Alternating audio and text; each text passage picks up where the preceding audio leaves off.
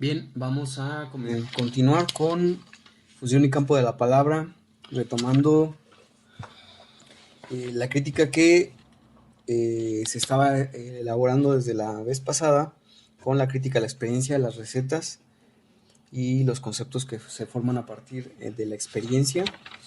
Y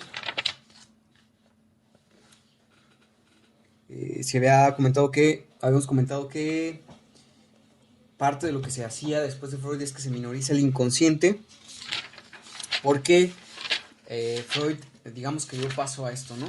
Porque Freud creía que el psicoanálisis se transmitía mediante la experiencia, es decir, mediante que alguien fuera un análisis propio, dejando de lado, o digamos, dándole primacía por esta epistemología freudiana a la experiencia más que al estudio serio de la teoría y de sus conceptos.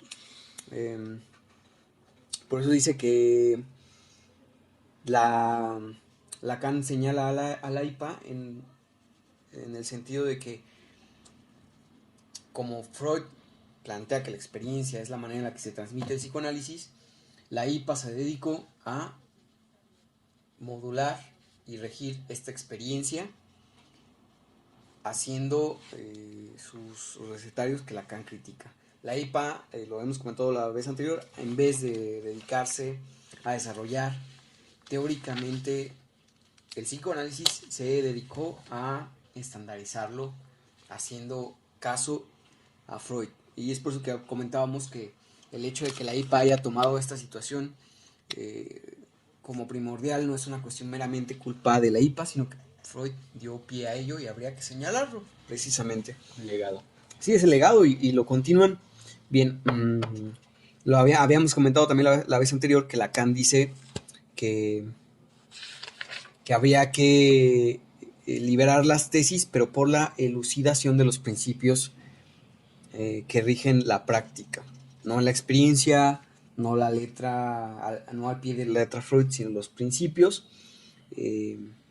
Y habíamos también dicho, digamos que nuestro punto final había sido que esta cita, en donde dice Lacan que es muy temprano para prematuro romper con la tradición de la terminología freudiana, y habíamos señalado la vez anterior que lo iba a hacer. O sea, en función y campo de la palabra nos está diciendo que en este momento es muy prematuro romper con la terminología freudiana, y añadimos, pero que ya tenía miras de hacerlo y que finalmente lo hizo, ¿no? La terminología freudiana acabó con Lacan porque tenemos una serie de versos, ¿no?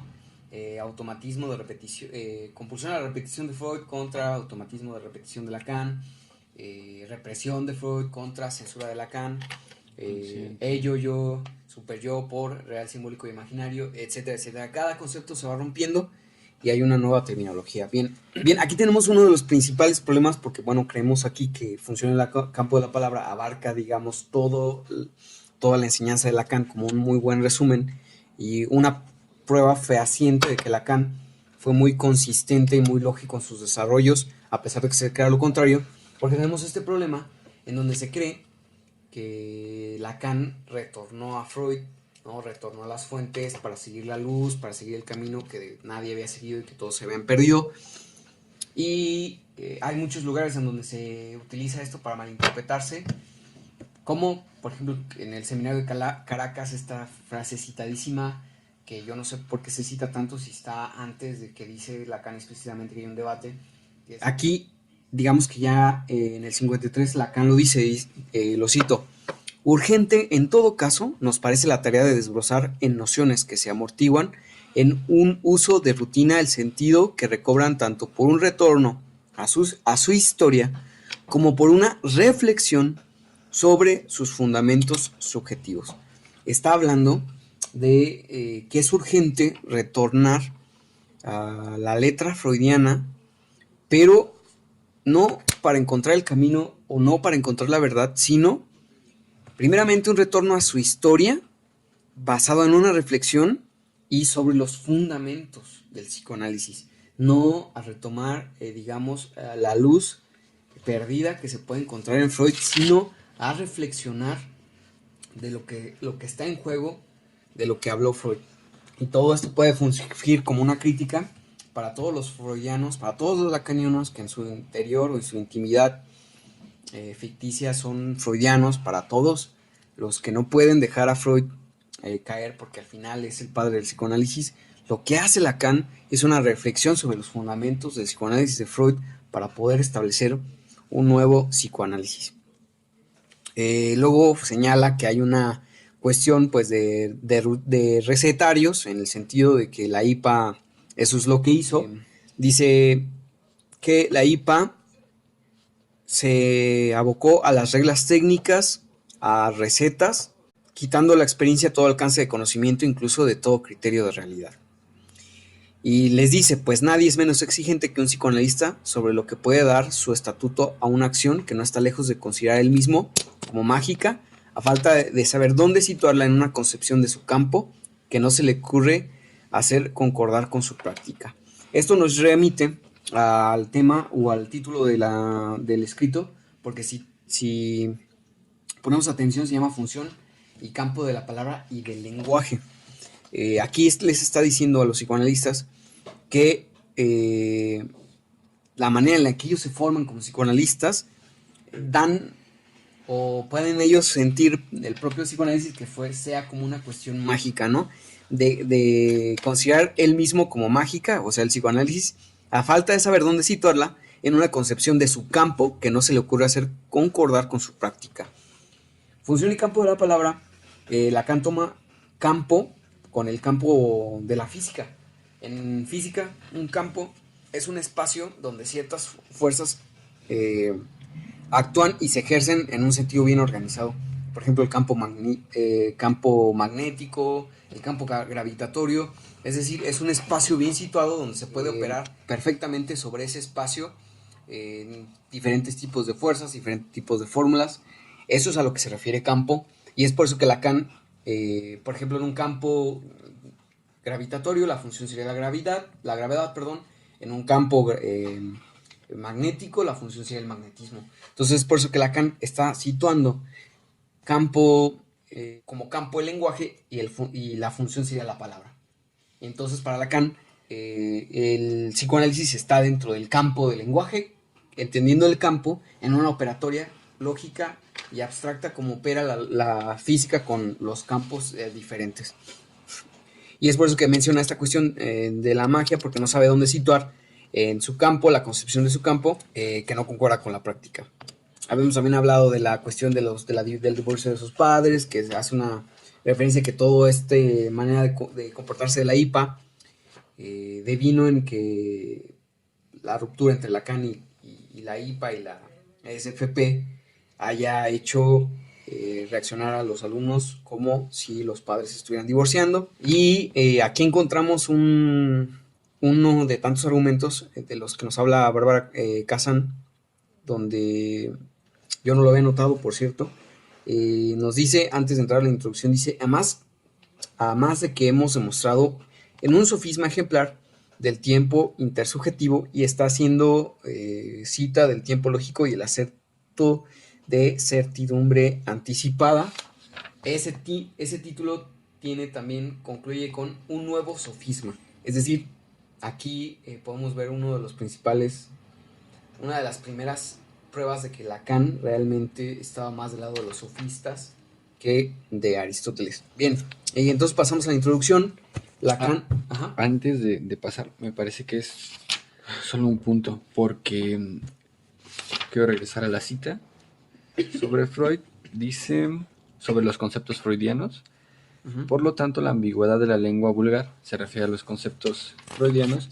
Se aprovechan en esas resonancias, no sin recurrir malentendidos. Sí. Nos parecería prematuro romper la tradición de su terminología. Es decir, como bien dices, posiblemente lo va a hacer. Pero aquí Lacan, a modo de altucer, ya habría que pensar si lo hace a modo lacaniano. Lo que está haciendo ahí es un tratado científico del sentido común, ¿no? Y es la propuesta epistemológica del marxismo, o que Althusser nos va a referir en la filosofía como una revolución. Es decir, ahí está el material de la ciencia de la ideología, y ese es un material preideológico que se le va a imprimir un trabajo teórico para poder hacer de eso una ciencia. Claro. Me parece que está ahí muy evidenciado en esa lógica. Y es importante porque Función y Campo de la Palabra es el proyecto de matematizar el psicoanálisis, ¿no? Podemos llamarlo así. Sí. Como Con tal. esta noción de campo. Sí. Y es totalmente congruente la lógica de hacer un tratado científico sobre los términos que, como bien dice Lacan, y por eso digo, habría que ver a modo althusseriano al revés, están dentro del campo del sentido común y por tanto dentro de la ideología. Entonces es muy importante señalar eso porque es prácticamente lo que va a hacer posteriormente. Sí, de ahí vendría el rigor, ¿no? De sacar a los términos de esa ambigüedad del sentido común para quitarles, digamos, lo ideológico ¿no? Y hacerlo más lógico, más formal y por lo tanto más abstracto. Y habría que desconfiar de aquellos que tiendan a mantener esa ambigüedad. Porque si te fijas, eso es lo que pasa con la poesía, la literatura y el y el cine y todo ese tipo de prácticas que se enlazan al psicoanálisis no hacen más que perpetuar esta ambigüedad del sentido común, ¿no? Lo que dice una poesía, ahí puede uno encontrar el inconsciente, entonces uno empieza a sentir que la palabra inconsciente es ambigua y que se puede enlazar a cualquier tipo de palabras de cierta manera establecidas cuando pues no hacen más que perpetuar esta ambigüedad. Y sí, hay que quitarla. Sí, mira, es sobre eso, y es unos párrafos adelante, cito a Lacan: las verdades que estas frases hechas recubren merecerían, sin embargo, que se les sometiesen a un examen más serio, es decir, al de la ciencia, ¿no? ¿Sí? Al de la ciencia. Y sigue: método de verdad y a ver dónde tengo un lápiz aquí. Desmistificación, que es precisamente lo que hace la ciencia, ¿no? Sí. Es decir, estos conceptos del sentido común permanecen en la lógica de la ideología y la mistificación de la realidad. Y esto hay que también señalarlo. Yo ni sé qué lo había subrayado, me prestas la vez. Sí. Esto habría que señalarlo porque no está hablando de lo que en algún momento señala Freud con el psicoanálisis silvestre. Freud nos hace una advertencia con el psicoanálisis silvestre que no habría que hacer cierto tipo de interpretaciones silvestres, salvajes, digamos, porque eso genera más resistencia. Acá Lacan está haciendo énfasis en las verdades que pretenderían ser verdades en un psicoanálisis pretendidamente bien hecho. ¿Me explico? Porque siempre ha habido el problema de, oye, ¿por qué interpretaste esto de esta manera y no de esta otra? ¿O por qué el sueño, o por qué hiciste esta intervención? Y lo que se suele responder es, porque se me ocurrió, porque es lo que mi inconsciente me dijo que dijera en la sesión, ¿no? Es como una suerte de magia, precisamente, que viene diciendo más adelante. Entonces Lacan está poniendo en tela de juicio aquello que pretendería ser verdadero en un psicoanálisis bien aplicado, porque Freud está haciendo la crítica a psicoanálisis mal aplicado, pero aquí Lacan la está haciendo un psicoanálisis aparentemente bien aplicado y que habría que someter a juicio esas verdades que genera, ¿no? Como las interpretaciones que Lacan hace de Dora, como las interpretaciones que Lacan hace del hombre de las ratas, del señor de los lobos, que Lacan critica. Aquí lo dicen: método de verdad y de desmitificación de los camuflajes subjetivos. Precisamente. ¿Sí? Eso. Bien, pues bueno, vamos a pasar a la introducción y empieza con una frase de Lichtenberg. Dice: vamos a determinar esto mientras estamos todavía en el afelio de nuestra materia. El afelio es el punto más alejado del Sol en la órbita de un planeta. Mientras estamos todavía en el punto más alejado del Sol en la órbita de un planeta, de nuestra materia. Pues cuando lleguemos al perihelio, que es el punto más próximo al Sol, el calor será capaz de hacérnosla olvidar. La carne está compuesta de soles. ¿Cómo puede ser eso posible? Exclamaron la multitud los simples. Y empieza diciendo Lacan que es tal el espanto que se apodera del hombre al descubrir la figura de su poder, que se aparta de ella en la acción misma que es la suya cuando esa acción la demuestra desnuda.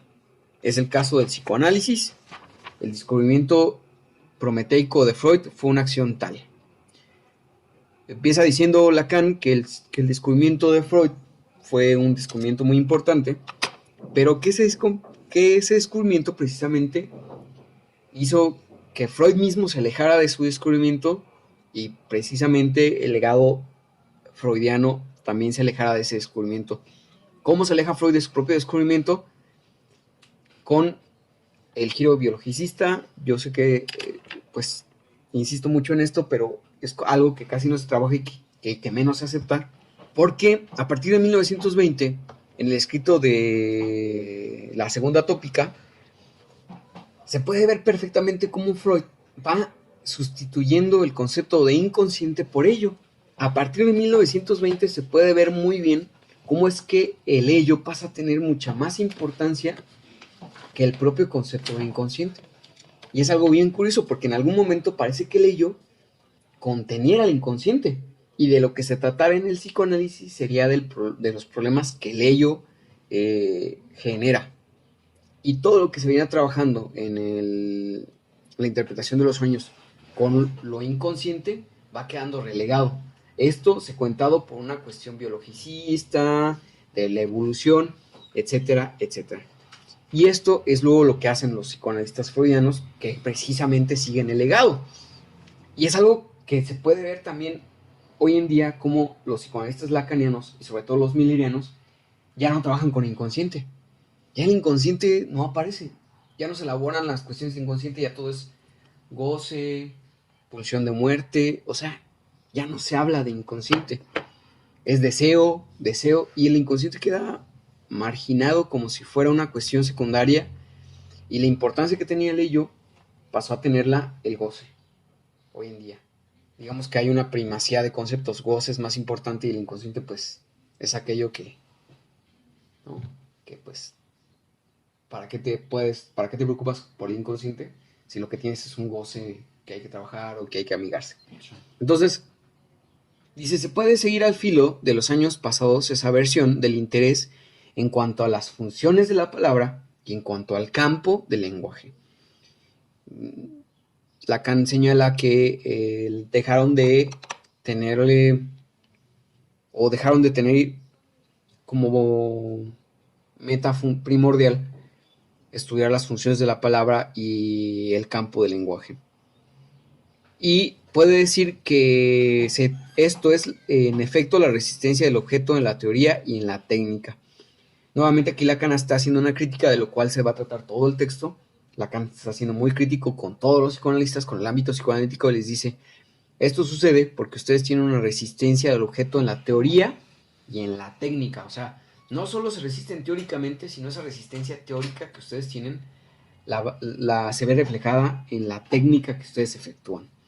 Lo cual desmitifica esta cuestión de que si yo voy a análisis y me aviento 30 años en análisis, voy a ser un buen psicoanalista con una buena técnica, ¿no? Si no has tenido la posición de estudiar la teoría seriamente, por más años que te avientes en análisis, puede que la técnica no la efectúes bien porque te resistes al objeto mismo del que depende la teoría y por lo tanto la técnica. Luego, Lacan establece 3 problemas actuales de aquel momento del psicoanálisis y digamos que le da 3 encabezados.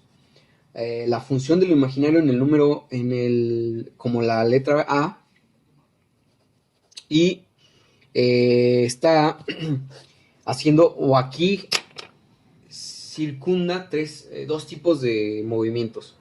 Por un lado está la cuestión del psicoanálisis británico y el psicoanálisis de Anna Freud, porque recordemos que Anna Freud, su propuesta era que el psicoanálisis debía de tratar las resistencias y los métodos y los mecanismos de defensa del yo, y por su parte el psicoanálisis en Estados Unidos con el yo debía de fortalecer el yo y con las funciones preverbales, dice Lacan, con el desarrollo del psicoanálisis de los niños.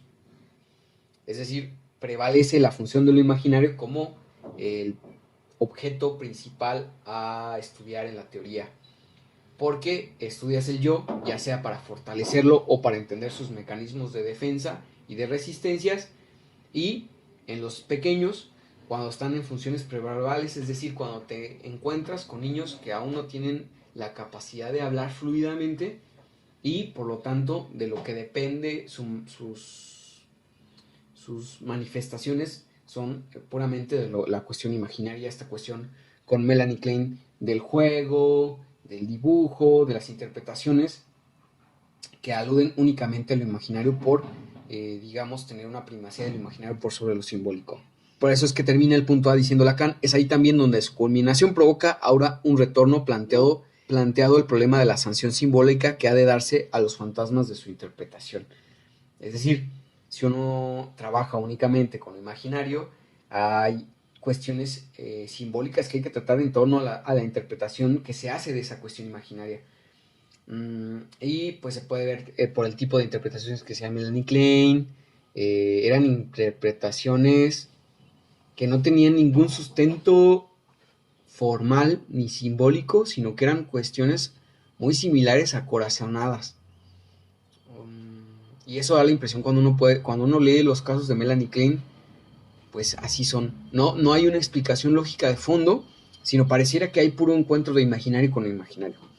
La cuestión del B, Lacan diagnóstico y dice que son las nociones de las relaciones liminales de objeto que, renovando la idea del progreso de la cura, reestructura sordamente su condición.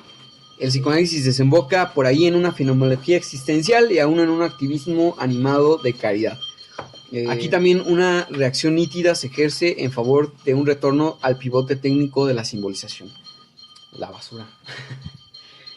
Aquí podemos pensar nosotros también en Melanie Klein, pero sobre todo en el tipo de cura que se establecía con estas relaciones lineales de objeto. Cuando pensamos en relaciones lineales de objeto, siempre estamos pensando en el psicoanálisis de niños, ¿no? Porque era la cuestión.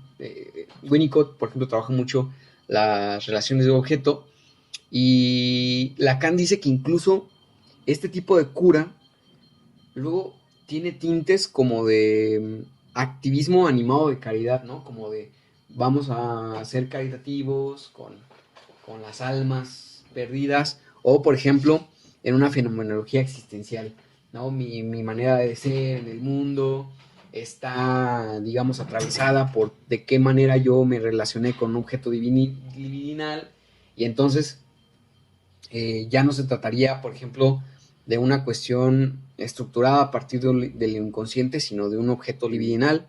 Y es algo que también es producto de la cuestión de los niños, o por ejemplo en el psicoanálisis, la psicología del yo, propiamente, con la adaptación, es una cuestión existencial, ¿no? Yo tenía un cierto contexto histórico, cierta vida, pues ahora ya me tengo que adaptar a otra, es puramente existencial, muy ad hoc con lo que trabaja mucho Eric Fromm, que ese es un existencialismo precisamente que tiene como este tipo de herencias. Y en la parte del C, digamos que está completamente más abocada al psicoanálisis, a la psicología del yo. Dice Lacan, aquí el acento vino de los azoros de la terminación de la cura que convergen con los del momento en que el psicoanálisis didáctico acaba en una introducción del candidato a la práctica. Y se observa la misma escilación. Por una parte, y no sin valentía, se indica el ser del analista como elemento no despreciable en los efectos del análisis y que incluso hace de exponerse en su condición al final del juego. Aquí lo que está haciendo Lacan es una crítica a las maneras técnicas en las que se opera en la psicología del yo, porque en la psicología del yo, el yo del psicoanalista funcionaba como una meta de identificación. Si tú ibas con un psicólogo del yo, de la escuela de Harman, tenías que identificarte con el psicoanalista, y eso estaba muy bien. Es decir, tenías que reforzar tu yo de la manera que el psicoanalista lo hacía, y es por eso que dice Lacan que en este tipo de técnica el psicoanalista es alguien respetable y que al final del análisis no queda como algo negativo, sino al contrario, queda como algo positivo, incluso como una meta. habría que identificarse con el analista para adaptarse mejor y para medir tu cura. Es decir, en tanto uno... Entonces, eso es algo increíble, ¿no? Que el psicoanalista, o digámoslo con todas las letras, el psicólogo del yo, sea una meta de identificación en el análisis. Suena incluso a sectario. Y se planteaba así, tenía que ser la meta del análisis ese, ser como el psicoanalista. Sí, porque entonces tiene totalmente sentido el hecho de que si llevas 40 años en análisis vas a ser mejor que el que tiene Y 12. entre más te parezcas a tu analista, más bien estás haciendo las cosas. O sea, ¿en qué momento? ¿No? ¿En qué momento? Es parte de aquí, se puede entrever cómo es que Lacan va a decir que el final del análisis es cuando el psicoanalista queda como un sujeto supuesto saber que ya no opera y que luego hace esta relación con la álgebra lacaniana, en donde el psicoanalista sería el lugar del objeto A que cae como resto de la operación, ¿no? Entonces tú vas a análisis, te avientas tu análisis, trabajas lo que tienes que trabajar, al final te das cuenta que el analista pues es una persona como tú, que realmente pues no tiene ningún saber sobre ti, sino que nada más es una posición, y al final del análisis uno tendría que darse cuenta de ese tipo y romper la transferencia mediante esa situación, ¿no? Para que realmente uno no vuelva a ir en el sentido de quiero estar contigo porque tú sabes que me pasa mejor que yo. Sí. Y aquí ya está, desde 1953, luego lo va a afinar. Bien, estos digamos serían los tres problemas. Y dice Lacan, sí, siendo doctor, pero yo estimo que lo dice sin haber leído todas y cada una de las palabras publicadas por todos los que están involucrados en estos tres puntos, que sería la escuela británica, la escuela americana y Anna Freud y el psicoanálisis de niños. O sea, tenemos a Winnicott, a Balin, a Bion. Bueno, hay un montón de autores, y Lacan dice esto, convencido lo puedo estar, de que sin haber leído todos y cada una de las palabras que se publicaron desde entonces hasta la fecha, Y a pesar de eso, porque no se trata de la experiencia, Lacan dice, estos tres problemas tienen un rasgo en común, ¿no? Si nosotros nos abocamos a la experiencia como ya sucedió, ¿no? ¿Por qué lo dices? ¿Ya lo leíste todo? Entonces no lo digas, no es necesario, o no, sí, realmente no es necesario haber leído todo y haber recorrido todo de principio a fin para entender que sí hay un rasgo en común o un rasgo estructural en cada uno de los problemas. Por ejemplo, en el marxismo, en el feminismo, acá hay un rasgo común de los problemas, es un problema estructural en el psicoanálisis del yo, el psicoanálisis británico, en Anna Freud, en el psicoanálisis de niños. Dice, aunque tienen tres fronteras diferentes con la vitalidad de la experiencia que los apoya. El problema estructural, el problema en común, es la tentación que se presenta al analista de abandonar el fundamento de la palabra. Y esto precisamente en terrenos donde su uso, por confinar con lo inefable, ojo, que lo inefable sigue, a pesar de que lo critica Lacan, lo inefable sigue operando, ¿no? Lo real es lo inefable, ¿no? El psicoanalista cree que cuando uno se topa con lo que uno no podría decir, digamos que sería lo más importante en un análisis, que es lo llamado inefable. Y esto es una idea milleriana. Lacan en muchas ocasiones va a criticar lo inefable y va a decir, en el psicoanálisis, si es que hay inefable, dice, pues no hay que hablar de ello. O sea, en el psicoanálisis no se trata de que existe algo inefable y que eso inefable sea como lo más importante, lo más enigmático, lo más enriquecedor. Lacan pone en tela de juicio que existe lo inefable porque debería en el psicoanálisis tratarse de la palabra en todo momento, ¿no? Si va uno al psicoanalista, uno tendría que poder trabajar con las palabras a eso que uno le cree algo inefable. Entonces, ya desde el 53 se está criticando lo inefable que luego sus alumnos van a resaltar tanto. Dice, la tentación que se presenta al analista de abandonar el fundamento de la palabra, y esto porque precisamente en terrenos donde en su uso, por confinar con lo inefable, requeriría más que nunca su examen, a saber, la pedagogía materna, la ayuda samaritana y la maestría dialéctica. El peligro se hace grande si abandonas se abandona además su lenguaje en beneficio de lenguajes ya instituidos y respecto de los cuales conoce mal las compensaciones que ofrecen a la ignorancia. Esto es el problema en común que tienen estos 3 puntos.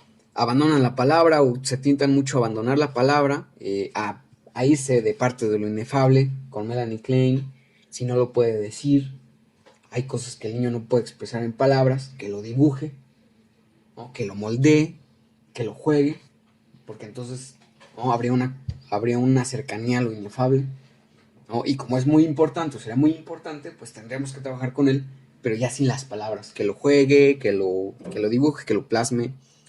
Y es mucho lo central en el psicoanálisis con niños aún hoy en día, ¿no? Esta posición de existe algo que no se puede poner en palabras y mejor que se juegue, que se moldee, que se pinte, como si existiera esta cuestión esencial, este real como un hueso, donde como es esencia, como es carne, como es, ¿no? Real, mileriano, pues no se podría hablar. Mejor que escurra, ¿no? Que escurra, que se haga algo con ello, pero sin mediar por la palabra. Lacan está siendo muy crítico aquí. Tendría que mediarse por la palabra, si no se está abandonando el descubrimiento de Freud. No lo que dice Freud, sino su descubrimiento. ¿Y cómo devino esto? ¿O en qué devino esto? Pues en la pedagogía materna, con Melanie Klein, pecho bueno, pecho malo, hay que enseñarle a la mamá a hacer pecho bueno más que pecho malo. ¿No?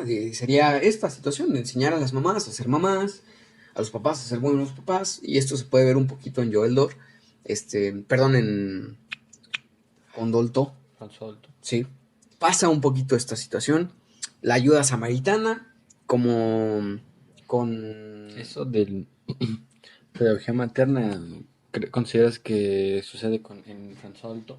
Sí, en algunos pasajes habría que enseñarle a la mamá qué hacer, ¿no? Cómo, o sea, cae en eso, no que se trate de eso como Melanie Klein, porque Melanie Klein incluso hasta teoriza de eso, ¿no? El pecho bueno y pecho malo. Habría que enseñarle a la mamá a hacer más pecho bueno que pecho malo, porque el pecho malo la está matando al niño, ¿no? La ayuda samaritana, pues en esta situación del psicoanalista americano, donde pues identifícate conmigo, sígueme, ¿no? Como el buen samaritano, porque yo soy el bien, identifícate conmigo. Y la maestría dialéctica, en donde puede ser sí, puede ser no, y sin embargo siempre tengo la razón, porque no hay un constructo lógico y formal de por medio. Siempre son corazonadas, siempre son cuestiones ambiguas.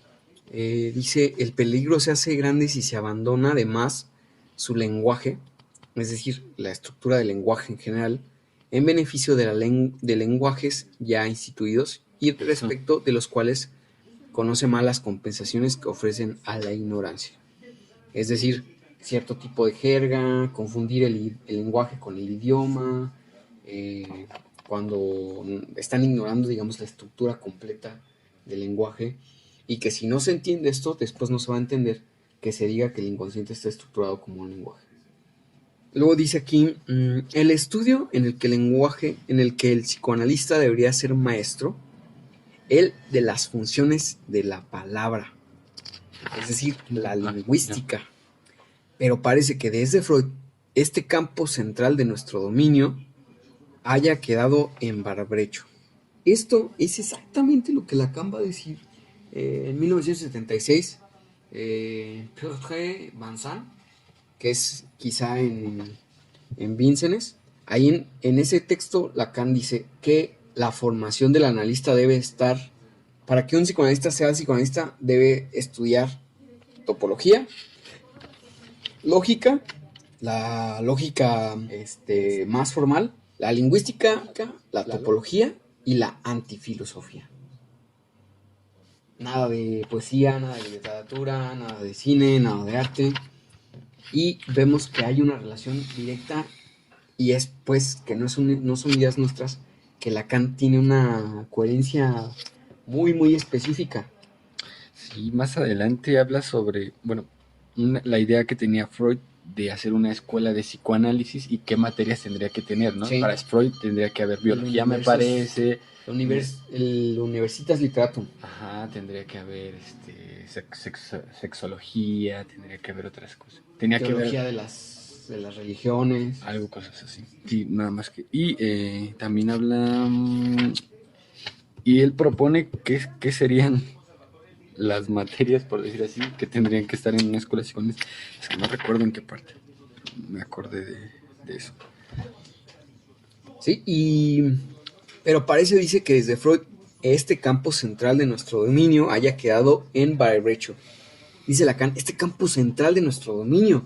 O sea, Lacan ya está estableciendo en 1953 que la lingüística es el campo central del dominio del psicoanálisis. Algo increíble. ¿Y qué es lo que, bueno, lo que yo estaba pensando? ¿Qué es lo que le da el paso a cientificidad al psicoanálisis? Sí, efectivamente. Y hay una cuestión muy interesante que precisamente tiene que ver con la epistemología freudiana. Hay un libro que se llama Lingüística y Psicoanálisis de Michel Arrivier, donde establece el recorrido y las relaciones entre Lacan y los lingüistas, los diferentes lingüistas, desde Pichon, Rivière hasta Benveniste, Jacobson, etc. Y dice algo bien interesante en la introducción, y es que Freud, al igual que con la física, porque siempre nos cuestionamos eso, ¿no? Freud, ¿por qué nunca tomó en cuenta la física si los desarrollos de Einstein eran en la misma época que los de Freud? ¿Por qué Freud ignoró eso si lo tenía? Pues hemos tenido ya la respuesta, ¿no? El esposo da la respuesta más coherente, que es que tenía un obstáculo epistemológico porque Freud tenía una concepción muy diferente de la ciencia, una cuestión ideológica, ¿no? No acertada. Conocía también los desarrollos de sociológica y nunca los tomó en cuenta. No es esta cuestión de que Lacan lo haya desconocido perdón, de que Freud lo haya desconocido, y pues entonces como nunca lo conoció, pues no lo pudo usar. Freud, conocía al hijo de Saussure, hijo que precisamente se encargaba de difundir lo que había trabajado Saussure, su padre. De hecho, lo cita en algún momento Freud a este muchacho, y entonces eso nos deja claro que Freud conocía y bien pudo utilizarlo, pero pues una concepción epistemológica distinta, lo cual dijo, pues esto para mí, ¿para qué me sirve, no? Como, a pesar de que Freud era talking cure, ¿no? Y la cura por la palabra, ¿cómo discriminas algo así, no? ¿Cómo discriminas estudiar la estructura del lenguaje cuando tú estás proponiendo una cura por mediante la palabra? Es increíble, pues es parte de una posición epistemológica ideológica, ¿no? Son los peligros. Y luego hace una cuestión del pequeño Hans, dice, observemos cuánto se cuidaba él mismo, o sea, Freud, de excursiones demasiado extensas en su periferia. Porque tenía un texto de lingüística y psicoanálisis Freud, pero es bien pequeñito, ¿no? Son como unas 5 o 6. O sea, y aquí dice, ¿no? Habiendo descubierto los estados liminales del niño en el análisis de los adultos y no interviniendo en el pequeño Hans, sino por intermedio de sus padres, descifrando un paño entero del lenguaje del inconsciente en el delirio paranoide, pero no utilizando, para eso, sino el texto clave dejado por Schreber en la lava de su catástrofe espiritual. Esto es falso. Freud conocía al padre del pequeño Hans. Freud conocía al papá de Hans. El papá de Hans era asiduo a las reuniones que tenía Freud. Yo pienso que el papá de Hanks quería con Freud, güey. Lo invitaba a su casa. Sí. Y Freud, en un cumpleaños, le regaló, antes de que Hans tuviera la cuestión de los caballos y de la fobia de los caballos, Freud le regaló un caballo a Hans en su cumpleaños. Fue al cumpleaños de Hans cuando tenía 3 años y se lo regaló. Un caballo. Y nos hace creer, Freud, que no. Freud nos hace creer que estuvo desde fuera, que recibía al papá, ¿no? Que a partir de lo que el papá le contaba del niño, estaba. Pero Freud fue a la casa de Hans y le regaló un caballo a Hans. ¿Eso dónde está? Y después, eso viene en el libro de Pablo Pevsner, se llama El niño y el otro con mayúscula, y cita del libro, porque el papá de Hans publicó un libro. Sí. Y en ese libro viene esa anécdota. De esa anécdota. Y entonces... Está bien raro. Increíblemente... Hans con el Freud. Increíblemente después, el Hans, desarrolló una fobia de los caballos, y el Freud es como que la Virgen le habla, no interpretando que él intervino con un caballo. O sea, ¿te fijas la trampota del Freud? Y nos hace creer como que, no sé, o sea, ¿tú crees que no hay relación entre la relación transferencial del papá con el Freud? Y luego que el Freud llega a tu casa y estás viendo que el papá se la pasa con el Freud más que con la mamá, y luego el Freud te regala un caballo y luego te haces fóbico con los caballos. No, pero es una cuestión que no... Entonces, no sé si Lacan no conocía el libro o si Lacan lo usa como de manera estratégica este párrafo, pero es falso, ¿eh? Freud intervino con Hans, intervino hasta de más, porque pues podríamos hasta incluso pensar que le generó la fobia a los caballos, porque él intervino con el caballo, pero antes de que todo eso pasara. No sabía eso. Sí, eso está bien cabrón, eso está muy cabrón. Y es que de esto se tendrá que saber, porque, o sea, si tanto amamos a Freud, y tanto queremos a Freud, y tanto veneramos a Freud, y tanto nos encanta, y no lo podemos dejar caer, o sea, tendríamos que saber este tipo de cosas, ¿sí me explico? O sea, los freudianos de acá tendrían que saber este tipo de cosas. Y no las saben, es como de entonces a qué le están jugando, ¿no? ¿Qué ibas a decir, perdón? No, está que no sabía de esa referencia. Sabía, por supuesto, que el papá de Hans publica un libro y que todo el tiempo parece ser que Freud está como... Por fuera y que es el papá de Hans el que le está, digamos, contando toda esa. Por eso yo te digo, para mí que el papá de Hans quería algo con Freud. Sí, tenía una relación muy... Lo invitaba a la casa y acá, sí. Sí. Pero no sabía eso, no sabía que le había regalado un caballo. Le regaló un caballo. Uno piensa en qué tan perversote puede ser, ¿no? Alguien para hacer eso. Por ejemplo, es eso que haya propiciado una fobia a los caballos. Y que después se haga como, ¿por qué no lo dijo? ¿No? Miren, los efectos inconscientes aquí pueden estar bien establecidos incluso en un niño de 5 años. Porque yo le regalé un caballo cuando tenía 4 o 3, no me acuerdo, y por la relación transferencial entre su padre, yo y la cuestión acá, pues le vino una fobia a los caballos, que no es azarosa.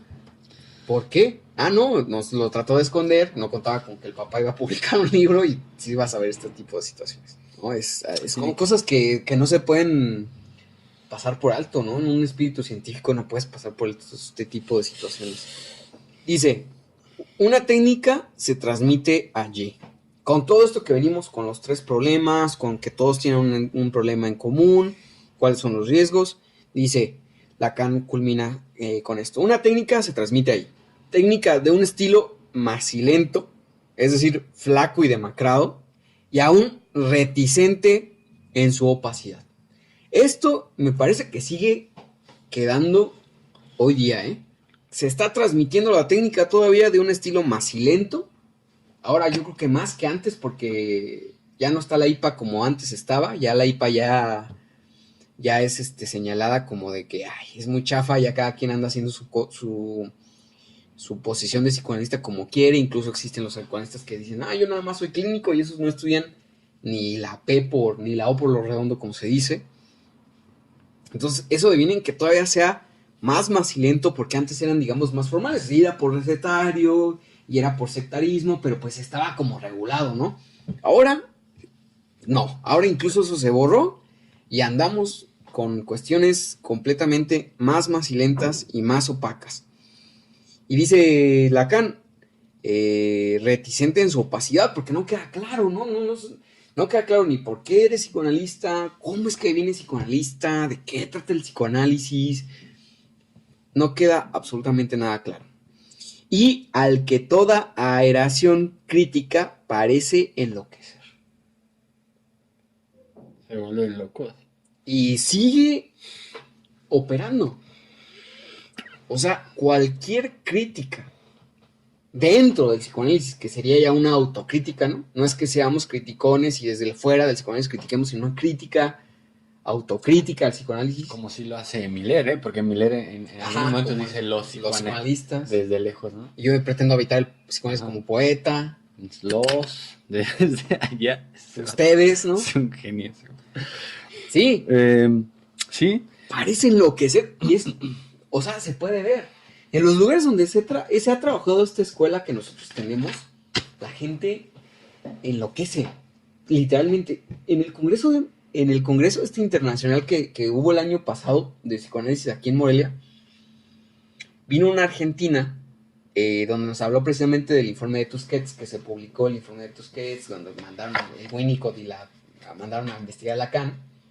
Pues más que, como siempre, ese tipo de pláticas se fue en anecdotarios, en cosillas acá, uno no aprende como que muchas cosas nuevas, serias, y entonces pues intervine yo bastante ahí, y le planteé la propuesta, ¿no? De que, porque en un momento preguntó por el seminario inexistente, y Miller tiene un seminario que se llama así, el seminario inexistente, donde habla del seminario que Lacan no dio, y dice que sí lo dio, y bueno, total que no se conocía esto, y dice, había un tipo,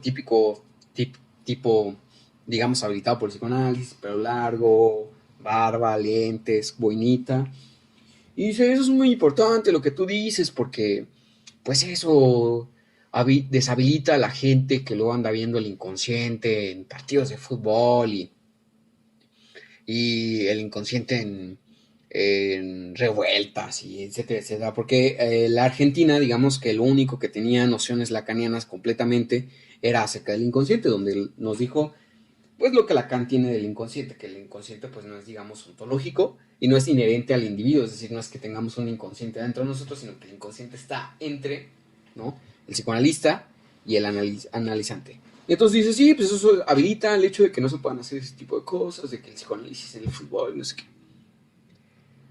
Y entonces yo le dije, la cuestión que también deviene de esa posición de Lacan es que para ser psicoanalista no tendrías que pasar por la experiencia. Porque hay un rumor de que Lacan no se analizó con Lowenstein. Hay un rumor que dice que Lacan, que todo fue un engaño para que la IPA lo acepta.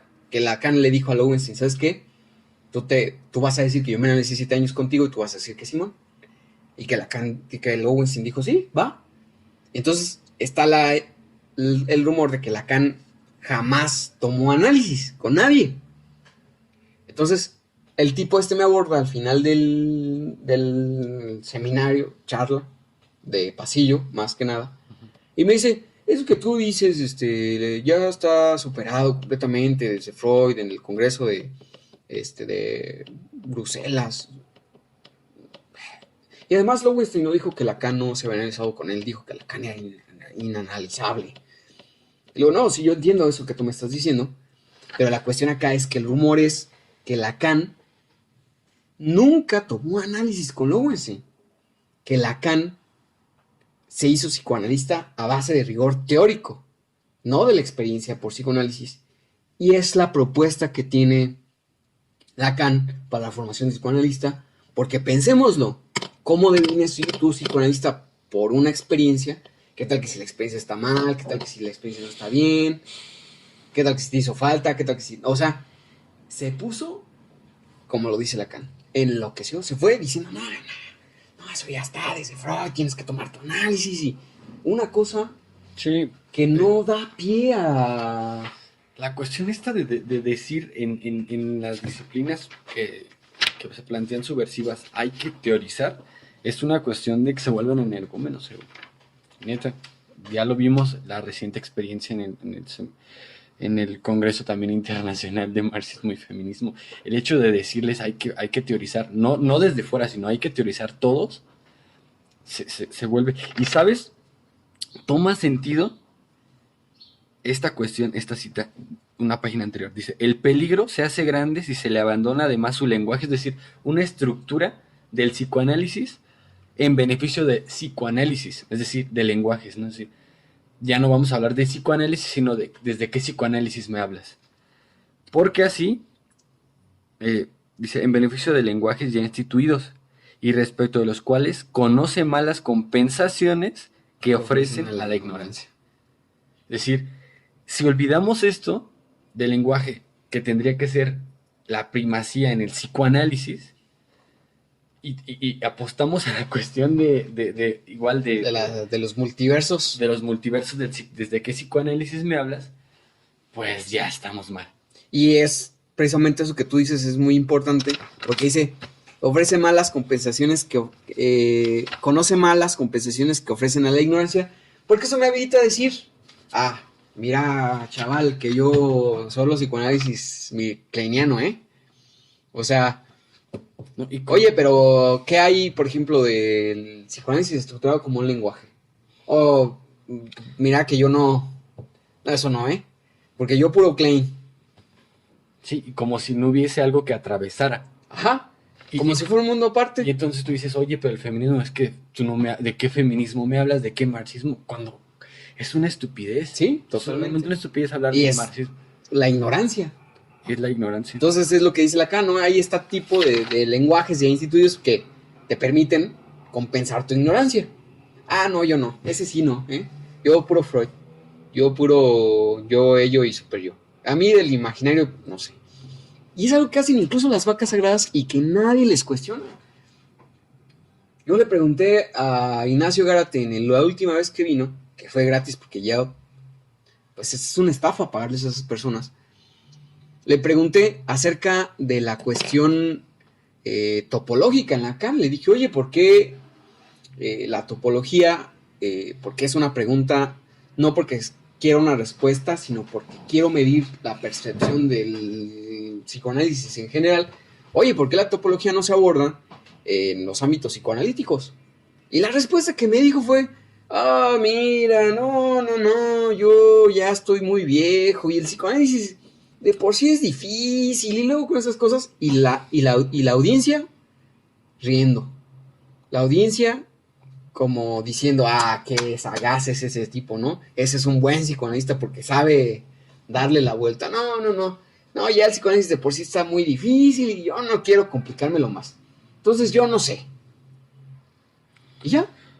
Sí. Todo un legado teórico insistente de 1953, porque aquí aparece topología, hasta 1980, por el Arco del Triunfo. Porque yo no sé, eso es muy difícil, y el tipo se dedica a eso. Y cobra por eso. Y se las da de que está en Francia y que habla en francés y que lee Lacan en francés. ¿Cómo puedes tener una posición así? De ese tipo de cinismo y de negligencia. Una cosa diferente es decir, mira, me he gastado plata y me he gastado horas estudiando y he entendido muy poco. Pero puedo hablar de lo poco que lo he entendido y lo conozco. Eso se respeta. Pero con esa tranquilidad y con esa negligencia, habla de que enloquecen si les criticas esto, ¿no? Dice, en verdad, tomando el giro de un formalismo llevado hasta el ceremonial, y en tanto que puede uno preguntarse si no cae por ello bajo el efecto de la misma aproximación con la neurosis obsesiva a través de la cual Freud puntó de manera tan convincente al uso, sino a la génesis de los ritos religiosos. Lo que está criticando aquí Lacan es que le dice, es que si les critican, parece enloquecer. Y su giro de formalismo, es decir, el formalismo que ellos manejan, ha sido llevado hasta el ceremonial. Tanto que parecen obsesivos de la manera en la que Freud tomó la obsesión como los ritos religiosos. Y esto sigue poniendo el dedo en la llaga en la cuestión de la IPA y de los 3 veces por semana, 40 minutos. Y si tú dices, no, yo ¿por qué voy a ir a la IPA? A comportarme como sujeto neurótico, obsesivo, con un ceremonial religioso. O sea, ¿cómo me voy yo a iniciar en el psicoanálisis siguiendo un rito religioso? O sea, su formalismo, el formalismo de ellos, se dio hacia esto y no hacia un verdadero formalismo abstracto. Lo que ellos hicieron del formalismo, lo hicieron en aras de algo de ritual, ¿no? Y de ritual ceremonial religioso, en tanto que es así de insalvable. ¿Sabes? Cuando pasa esto, tú no puedes ni cuestionarlo ni no hacerlo, porque o si lo cuestionas, enloquecen, y si no lo haces, no figuras. Por eso es que Lacan, con 53, se va a enlazar con el 50, con el 62 en el seminario 11 con la excomunión. Por eso les dice que fueron una excomunión cuando lo corren de la SPP por petición de la IPA, les dice esto fue una excomunión, que la excomunión es una cuestión religiosa, pues. Esa es la lectura que yo le doy. Que eso no quiere decir que Lacan no vaya hacia un formalismo, pero aquí en este punto les está diciendo que su formalismo fue hacer un rito de neuróticos obsesivos que cae y que raya en lo religioso. Formalismo es eso, una receta, porque uno entendió que en la escuela uno hace cálculos y para hacer cálculos, ¿qué necesitas? Las fórmulas. Entonces, ¿qué problema quieres resolver? Tal, toma esta fórmula. ¿Qué problema? Ahora, pues esta fórmula. Se cree que eso es la abstracción y se cree que eso es el formalismo y no hay nada más alejado de la realidad que eso, ¿no? Eso es, digamos, el producto de años y años de formalismo que se puede aplicar a condiciones bien específicas y concretas. Pero el formalismo está precisamente en realizar ese tipo de fórmulas, en realizar ese tipo de abstracciones para resolver cierto tipo de problemas. Entonces, en la página 238 de esta versión, estamos a unos 5 o 6 párrafos de terminar con la introducción. O sea, ¿cuántas veces se ha leído Campo de la Palabra? ¿Cuántas veces los psicoanalistas, por ejemplo, de aquí de Morelia lo han leído? Es un texto conocidísimo y es increíble que tengan las posiciones que tienen cuando Lacan está siendo tan claro. O sea, Lacan está siendo clarísimo. No está siendo opaco, no está siendo misterioso, está siendo directo. Entonces, sigue con la crítica a Lacan, dice en el siguiente párrafo. Sí, tienes razón en la lectura que tú tienes. Por supuesto que ya lo que venimos, la escuela que tenemos me hizo pensar eso, porque más adelante habla que la analogía con el neurótico es, ni siquiera se preguntan sobre el origen, pero lo hacen como el y que refuerza el desconocimiento de lo que hacen, ¿no? Sí, perdón. Sí. Tienes razón. Continúa, dice. Sí, es eso que tú, sí, es eso que tú planteas. Okay. Sí, continúa. Sí, eso que tú comentaste es la crítica siguiente que hace, ¿no? Donde, así tal como lo dijiste, refuerza el desconocimiento.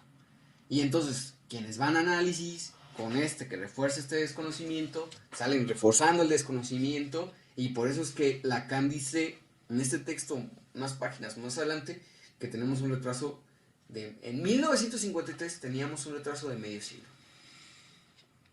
respecto a las ciencias. En el 2017 tenemos un retraso, pues ya, súmale, de 1953 a 2003 eran otros 60 años, ¿no? Y ahora 14 son 4, son 114 años de retraso. Se dispersó. Tiene razón Eilens cuando dice que somos medievales, el sentido común es medieval. El Coiré. Sí, que cuando cita el Coiré que dice que... Y el psicoanálisis aplica, a pesar de que los psicoanalistas leen y estudian y... O sea, a pesar. Se arrastra un pedo desde aquí. Un problemón. Bien, dice... estos principios bastan para repartir las condiciones simbólicas, imaginarias y reales que determinan las defensas. ¿Cuáles son estas defensas? Dice Lacan, aislamiento, anulación, denegación y en general desconocimiento. O sea, mal parados, mal parados. Pero aquí te está diciendo aislamiento. Te aíslan, te hacen a un lado, ¿sí? Te anulan, ¿sí? Te denegan, niegan todo lo que tú dices y en general desconocen. Y aparte no saben. Sí. Y en 1953 ya podemos ver simbólico, imaginario y real. O sea, se cree que Lacan fue descubriendo a medida que va avanzando, y sí, pero lo estructural de su teoría está desde el inicio, ¿eh? Lacan inició con topología, con lingüística y con lógica, desde 1953. Se cree que luego fue conociendo, pero Lacan ya tenía las nociones de cuál iba a ser su teoría y las fue potenciando a medida que fue avanzando el tiempo. Es decir, aquí con lógica, no sé, lógica no me queda tan claro, pero por ejemplo, lingüística sí. Lingüística ya lo establece, aunque posición del inconsciente es del 56, 3 años después, cuando Lacan establece el significante, Saussure, significado y significante, pero ya de aquí te está hablando que esto tiene que ser. Es decir, Lacan ya tenía claro que era la lingüística y se dedicó a conocerla y la desarrolló. Hasta al final de su teoría. Luego, topología le quedaba claro porque desde aquí, y la fue desarrollando. Es falso esta intención que se cree que Lacan era imaginario, y luego se hizo simbólico, y luego se hizo real, y pues no conocía todo, y fue conociendo, y fue cambiando, y contradiciéndose. Pues sí, no dudamos que haya contradicciones, pero la estructura de fondo siempre ha permanecido desde el inicio hasta el final. Y No pudo haber sido así, sobre todo si ya postulaba esta idea del nudo. No pudo haber sido primero. No puede hablar entonces del nudo. exactamente, sí. Puede hablar del Aunque nudo. el nudo lo establece en el 71, pero ya aquí están las bases, o sea, ya aquí está la base y ya está la matemática, entonces eso le permite en el 71 encontrar el nudo y hacerlo con simbólico imaginario lo real. Y sí, como tú dices, No pudo haber sido. no pudo haber sido, digamos, evolutivo, ¿no? Ay, me voy encontrando este que encaja aquí, me voy encontrando este que encaja acá. Y en bona, ¿no? Es así como, ¿qué sería el psicoanálisis lacaniano entonces? Una quimera, que es lo que sí ven los demás psicoanalistas, ¿no? Incluso los psicoanalistas lacanianos ven Lacan como una quimera, como una suerte de monstruo mal embonado ahí, pero que suena chido y lamentable. Luego, pues señala directamente al behaviorismo de los Estados Unidos, a la noción psicológica de Norteamérica,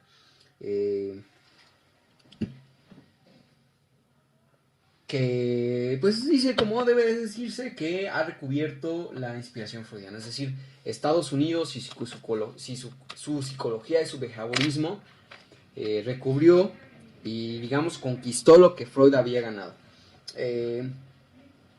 Luego pues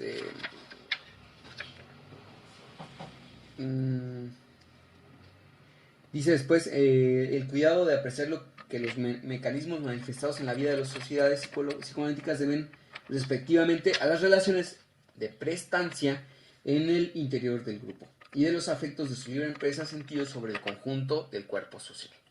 Así como el crédito que conviene dar a noción subrayada por uno de sus representantes más lúcidos. ¿De quién está hablando? De Harman. De la convergencia que se ejerce entre la extraneidad de un grupo donde domina el inmigrante, Harman, y la psicología de Estados Unidos, y la distinción que lo atrae la función que acarrean las condiciones arriba indicadas de la cultura, es decir, el behaviorismo, la adaptación, etc. Dice, Lacan aparece en todo caso de manera innegable que la concepción del psicoanálisis se ha inclinado ahí hacia la adaptación del individuo al entorno social. Esto es fácil, digerible.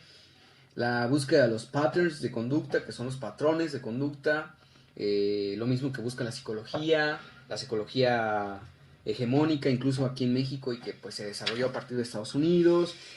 Toda la objetivación implicada en la noción del human relations, es decir, todo aquello objetivable, medible,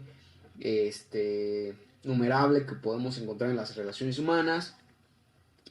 Y esta es sin duda la posición de exclusión privilegiada con relación al objeto humano que se indica en el término, nacido en aquellos parajes del Human Engineering, que es la ingeniería humana. Es decir, todo esto que nos ha atravesado ideológicamente y hegemónicamente desde la psicología vienen de la escuela estadounidense, que se caracteriza por esto: los patterns de conducta, los patrones de conducta, las human relations, las relaciones humanas, cómo medirlas, cómo establecerlas, y todas estas devienen en relacionar al humano con una máquina.